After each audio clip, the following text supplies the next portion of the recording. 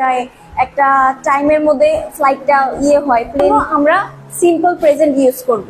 আর state feelings যেটা আছে সেটা হচ্ছে গিয়ে তুমি কি ফিল করতেছো, যে তোমার কাছে খাবারটা খুব মজা লাগতেছে বা তুমি একটা জায়গায় গিয়েছো তোমার হার্ট ফিল হচ্ছে এখানে গিয়ে, এইসবকে আমরা সিম্পল প্রেজেন্ট টেন্সের মধ্যে নিয়ে যাব।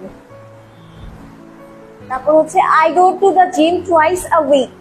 সে মানে আমি জিমে যাই সপ্তাহে 2 বার।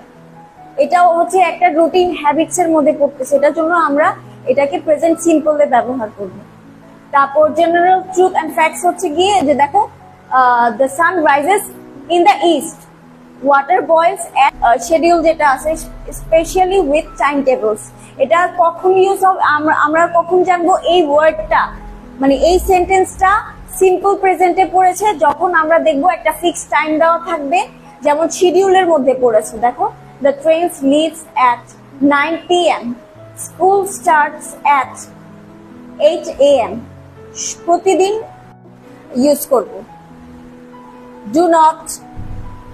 আর কোয়েশ্চেনের সময় আবার সেম জিনিসটা দেখো, কোয়েশ্চেনের সময় ডু ডাস ব্যবহার হবে। আচ্ছা এখন তোমরা তো এটা বুঝেছো, ডু ডাস কখন ইউজ হবে? ফার্স্ট পারসনের জন্য, আর ডাজ হবে থার্ড পারসনের জন্য। ইউটা হচ্ছে গিয়ে সেকেন্ড পারসন, আর হি শি ইট হচ্ছে গিয়ে থার্ড পারসন।